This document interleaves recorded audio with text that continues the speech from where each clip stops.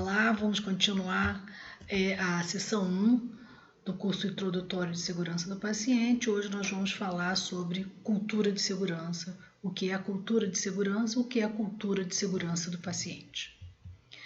Então, os objetivos dessa parte da sessão é compreender o que é a cultura de segurança, de uma maneira geral, e como ela auxilia na qualidade do cuidado. E o segundo objetivo é compreender a diferença entre organizações de alta complexidade e as organizações de alta confiabilidade. São termos semelhantes, mas não são iguais. Na agenda, então, nós vamos dividir em 2 momentos o que é a cultura de segurança, de uma maneira geral, para qualquer organização, e como é a cultura das organizações de saúde. Então, o que é a cultura de segurança? Cultura de segurança organizacional, de maneira geral, para Turner, significa um conjunto de normas, crenças, funções e principalmente atitudes e valores que uma organização oferece com o objetivo de minimizar, reduzir a exposição de seus funcionários e dos seus clientes, do público em geral, aos riscos e perigos que causem doenças. Essa é uma definição de segurança em geral para qualquer organização. Para a Organização Mundial de Saúde, ou seja, para as indústrias da saúde, a cultura de segurança ela se sustenta em 5 pilares. O primeiro deles é a responsabilidade coletiva. Podemos considerar uma indústria da saúde com segurança quando todos os seus profissionais, todos os membros que trabalham nela, se sentem responsáveis pela segurança de todos. O segundo pilar é a segurança como prioridade. É prioritário para aquela unidade hospitalar a segurança.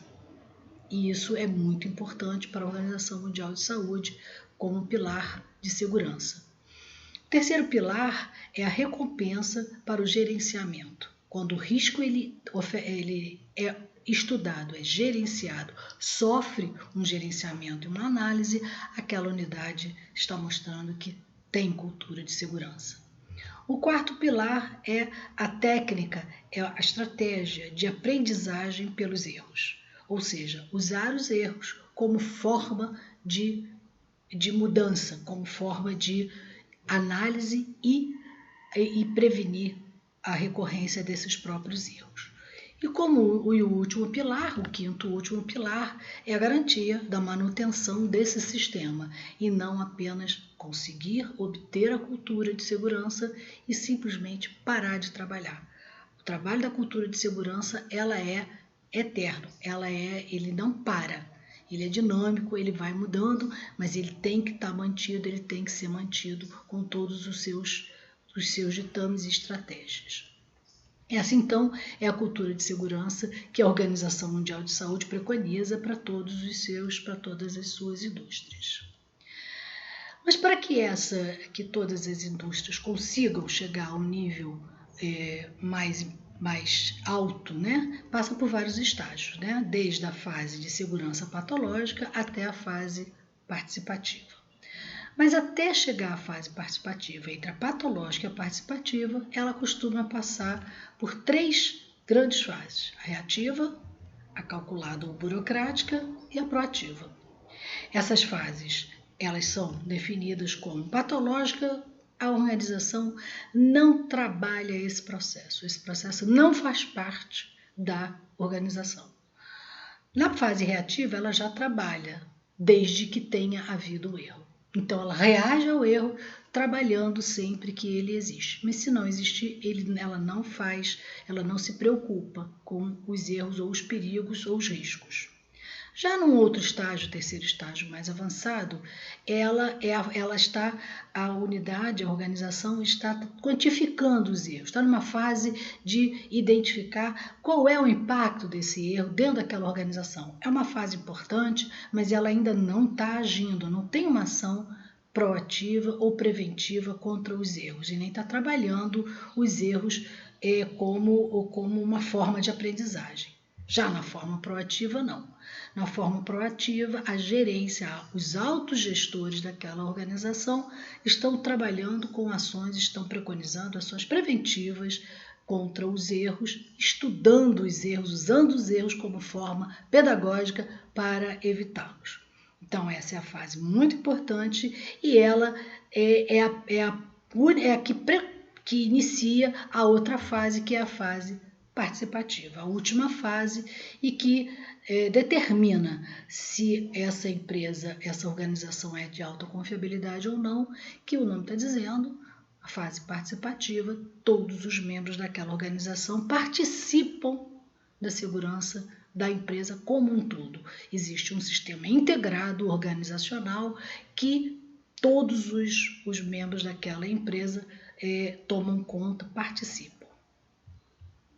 E como é a cultura das organizações de saúde, dos hospitais e das organizações de assistência? Para a gente trabalhar isso, fica mais interessante a gente fazer uma comparação entre as organizações de alta complexidade e as organizações de alta confiabilidade.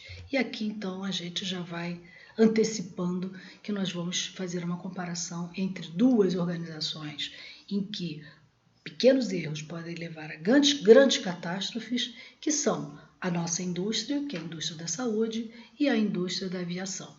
Ambas são indústrias de alta complexidade. As indústrias de alta complexidade são aquelas que operam com processos complexos e em condições de alto grau de tensão.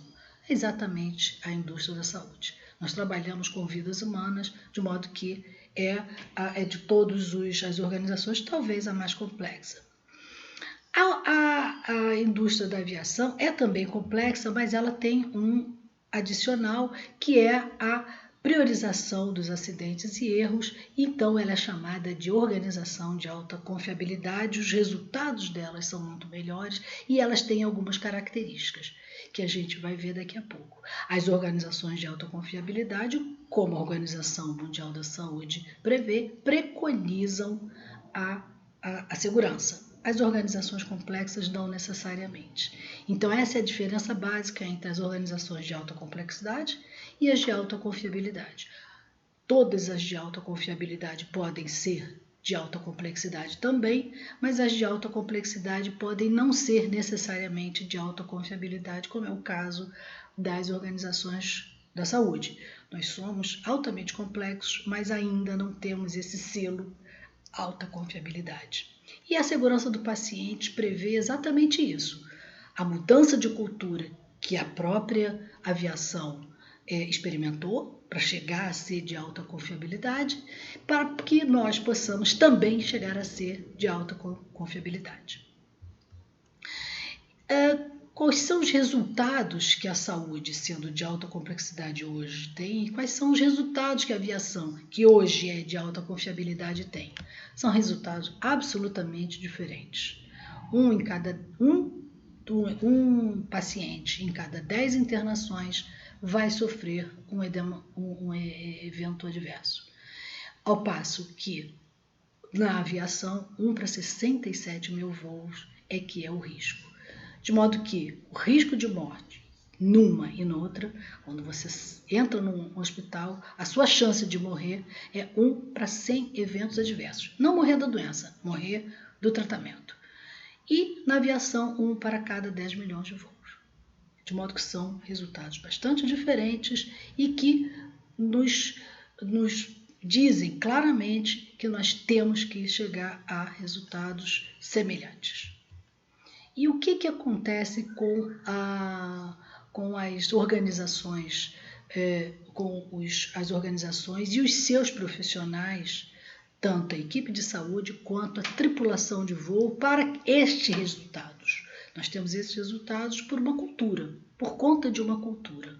Na saúde, há uma crença de que tudo vai dar certo. É o que a gente falou ainda há pouco, na aula anterior, é o viés do otimista. Né? O viés do otimista é de que tudo vai dar certo. E isso é um viés que não tem não está calcado em nenhum resultado científico. Mas é uma crença natural, é cultural, portanto. Já na aviação, a crença é o contrário. Crença de que algo pode sempre sair errado. Então, na verdade, não é que o profissional de saúde seja otimista e a tripulação seja pessimista. Não, é que quando você sai para trabalhar com a crença de que tudo pode sair errado, você vai trabalhar com um certo cuidado, você vai vigiar mais, você vai ter mais cuidado, ao passo que na saúde talvez você não tenha esse cuidado todo, porque você tem uma crença, uma cultura de que tudo vai dar certo. Na saúde, o foco é na eficiência do sistema. Se nós temos um bom hospital, um hospital de alto porte, com excelentes profissionais médicos, enfermeiros maravilhosos e um material excelente, tudo vai dar certo. Já na aviação, não. O foco é na confiabilidade do sistema e não na eficiência do sistema. Se o processo tem alta confiabilidade, prioriza a segurança, a chance de dar certo é muito maior. Por quê? Porque pequenos erros podem ocasionar grandes catástrofes. E essa é a máxima da aviação e deveria ser a máxima da saúde também, mas ainda não é. Na saúde, a tendência é a resistência. O profissional de saúde tem uma tendência a resistir aos resultados. Não, eu não lavo as mãos porque a pia fica muito longe, porque não tem álcool gel. Já na aviação, a tendência é a resiliência. O que é isso? É você voltar e trabalhar o sistema para que aquele erro não volte a ocorrer. É a análise do sistema. Você não cria causas para os erros, você analisa as causas dos erros para trabalhar em torno deles.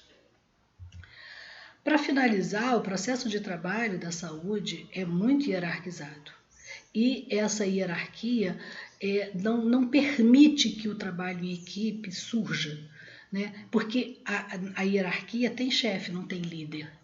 E o trabalho de líder de trabalho em equipe já foi provado que é o melhor processo para coibir erros, é o processo de trabalho em equipe. E uma equipe não é equipe se não tiver um líder, se não tiver um processo de respeito aos saberes, dos diferentes saberes de uma equipe. De modo que estes são, sobretudo, os quatro grandes diferenciais da aviação, e nós pretendemos aprender com a aviação o que eles usam, qual é o segredo deles para terem resultados melhores do que os nossos, apesar de serem tão complexos quanto nós, da saúde. Quais são os desafios para a mudança da cultura, para a instalação da cultura dentro da cultura de segurança, é claro, dentro das equipes de saúde, dentro dos profissionais da saúde? Então, nós temos dois profissionais que nós queremos atingir, né? Os futuros profissionais, que são os alunos das universidades de medicina, das faculdades de medicina, enfermagem, odontologia, farmácia, etc. E os profissionais que já estão trabalhando, já estão na ativa hoje. Esses dois profissionais, eu tenho que instalar a cultura de segurança nele para que ele venha a ser um profissional ativo que trabalha com a cultura de segurança. E os atuais profissionais precisam mudar a sua cultura, precisam passar a ter uma cultura de segurança do paciente. Mas há desafios, há muita resistência, por quê? Na universidade, a segurança do paciente é um assunto novo, uma ciência nova e que não surgiu na universidade. Ela surgiu nas organizações de acreditação hospitalar, surgiu dos números, dos resultados, dos eventos adversos que ocorrem no mundo todo. Não surgiu na universidade, então ela resiste a iniciar esse processo de estudo dentro dela. E nos profissionais de saúde, também por ser uma nova ciência, ela não é conhecida pelos diretores de hospitais, pelos grandes médicos, pelos enfermeiros que ali trabalham, pelos enfermeiros chefes de enfermagem, pelos profissionais, enfim, da saúde. Além de tudo, na academia há uma resistência no meio acadêmico a iniciar uma ciência nova por conta de dificuldades de mudar currículo, logística de mudar currículo, de ter profissionais novos que entendam sobre o assunto. Ela não domina esse assunto ainda, porque é uma disciplina nova. E no hospital, a resistência no meio profissional, por quê? Porque é muito difícil mudar uma cultura, sobretudo num lugar onde se faz todos os dias, os profissionais fazem da mesma forma e é uma cultura, é uma tendência a todo mundo ter a mesma atitude. Na universidade há uma resistência também, porque essa é uma disciplina um pouco mais complexa do que as demais. Ela tem uma interface muito firme entre as outras matérias que tem pouca coisa a ver com as ciências da saúde. Ela trabalha com ética, direito, economia, engenharia clínica e uma série de outras matérias que normalmente não se aprende nas universidades da saúde, nas carreiras da saúde. De modo que quem vai dar essa matéria nas universidades? É uma matéria difícil de incluir nas universidades. Os profissionais da saúde enfrentam um trabalho hierarquizado com chefes, mas sem liderança. A ausência de liderança faz com que eu não tenha equipes, mas sim um grupo de pessoas trabalhando.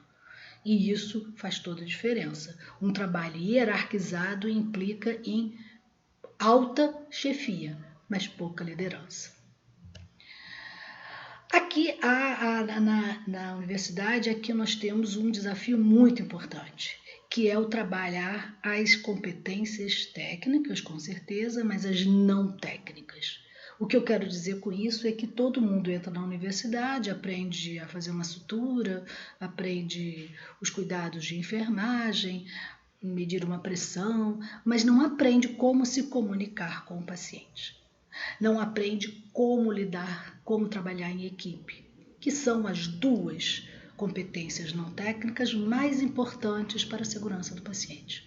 De modo que o trabalho, o currículo por competência é o que preconiza a Organização Mundial de Saúde para as universidades que querem trabalhar a segurança do paciente, para todas as universidades das carreiras da saúde. Medicina, enfermagem, odontologia, enfim, todas as carreiras da saúde, farmácia.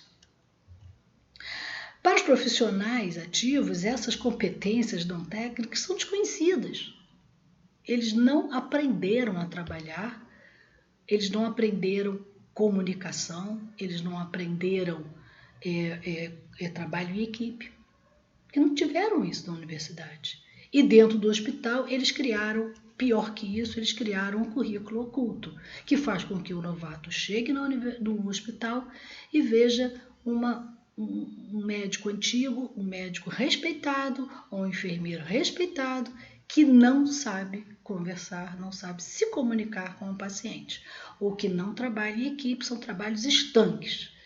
Cada um faz o seu papel, mas eles não têm uma costura, um trabalho de equipe bem formado. Então, essas duas competências não técnicas, elas são, eu diria, a base da segurança do paciente tanto para os futuros profissionais, para a aprendizagem na universidade, quanto para a mudança da cultura nos profissionais ativos. O último desafio que eu mencionaria seria a cultura do medo e da culpa que existe entre nós, profissionais da saúde, porque até então segurança do paciente trabalha com erros, com falhas humanas, falhas em saúde. E isso é um tabu, sem dúvida. Por quê? Porque ele é tratado como um erro daquela pessoa, daquele profissional, e ele tem medo, então, tanto de notificar, portanto, esses erros não têm oportunidade de serem trabalhados. De modo que a cultura da culpabilização e do medo seria um grande desafio para a mudança de cultura entre os profissionais da saúde. Eu termino por aqui, mas antes disso eu gostaria de pedir uma tarefa para vocês para a próxima sessão. Eu queria que vocês discutissem entre os seus pares em que estágio encontra-se a sua unidade de saúde com relação à cultura de segurança do paciente. patológica, reativa, proativa ou participativa? Eu queria que vocês levassem isso com respaldo, com algumas explicações. Por que você diz que a sua organização está nessa etapa? E gostaria que você esboçasse também um plano de ação para alcançar um nível acima do que você está. O que você faria? Quais são as suas sugestões para a mudança de estágio, né, quanto à cultura? Bom, eu vou ficando por aqui, um bom estudo e até a próxima.